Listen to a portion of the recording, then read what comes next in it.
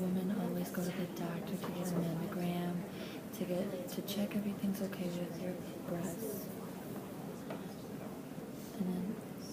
And then the doctors encourage the woman go get a mammogram around 40 years old. I always delayed it. I delay everything. So when I was about 44, I decided I need to go. It's very important. So I went for my first mammogram. Everything seemed okay. Seemed alright. Nothing looked different or abnormal.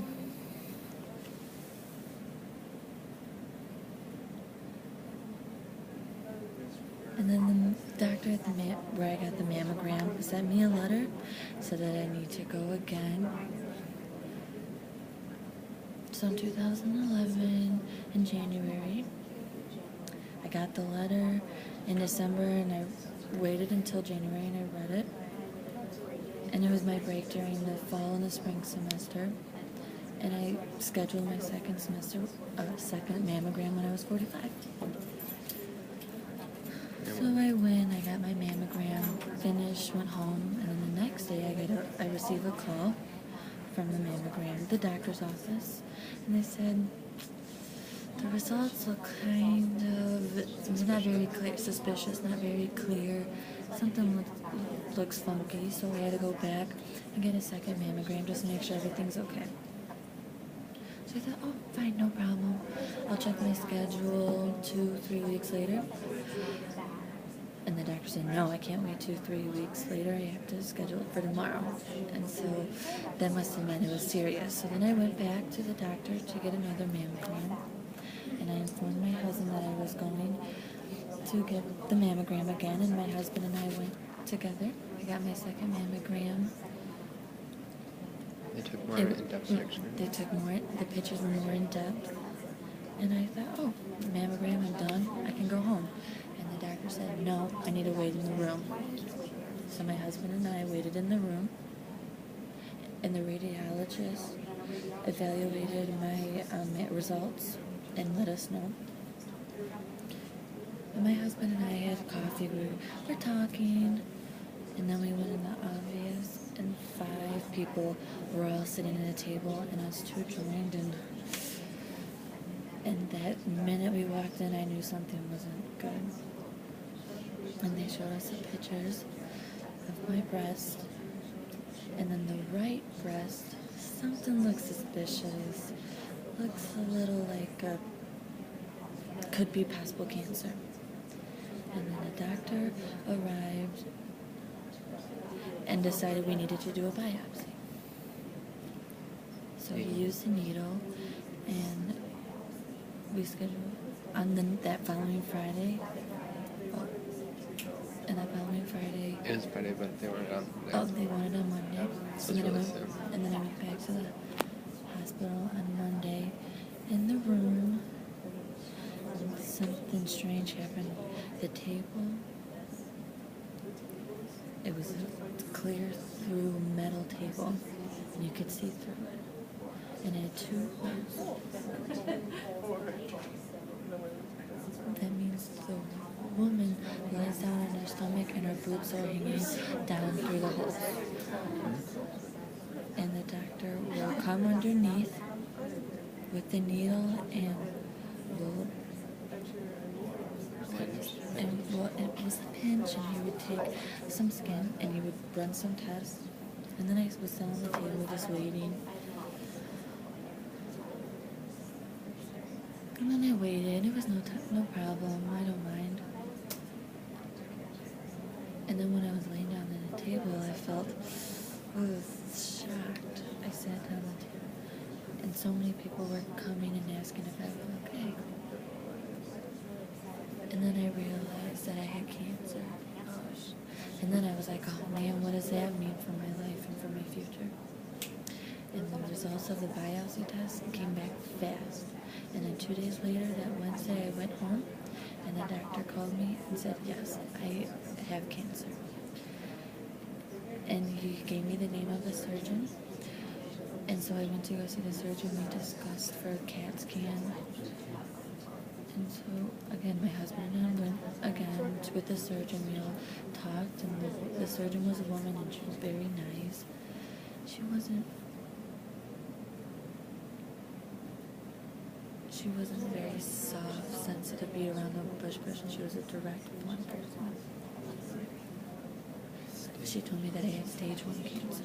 That means that the cancer is early, that we caught it at an early time. And my left breast was clear. And so we decided I had 2 choices. The first choice was I can have a lumpectomy To remove that cyst. to remove it, or the second, mastectomy, which means I can remove both of my breasts and get rid of all of my breasts. I didn't go home and think about it. I knew what I wanted. I didn't care. Remember my daughter? She was a baby. So as a woman, I need to breastfeed them. And then So you know I was breastfeeding my and I was kid. breastfeeding my kid, and then my boobs were getting smaller and lopsided, and then so many people were looking at my boob. They had dropped. So If I remove my breasts, that means I can get new ones, and I could be like a 20-year-old again.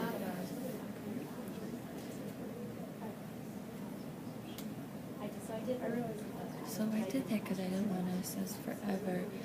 Will my cancer come back? I don't want to obsess over that. I just want to be done with cancer. So I knew if I removed them and got new ones, it wouldn't come back. I call my boobs the breast my girls. So I was scheduled to work here and be a teacher, and I decided to have my surgery on March 9th, 2011, during spring break.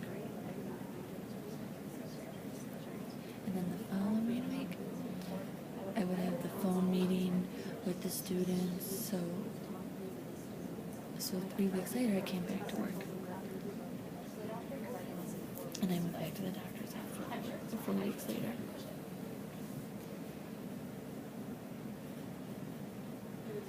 So on March 9th, I went to the hospital.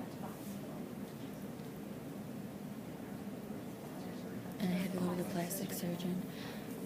And my cancer surgeon, both of them communicated and talked together. And both of them decided to a new technology. new treatment. A new treatment. A new process called nipple and skin.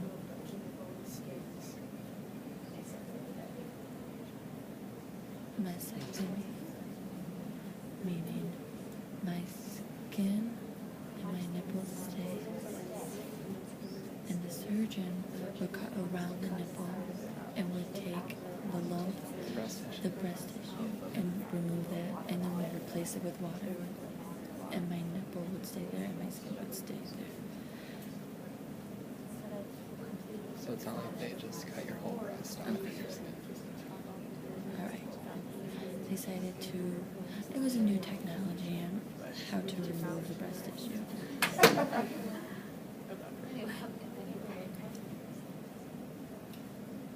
And the surgery was successful, so I stayed home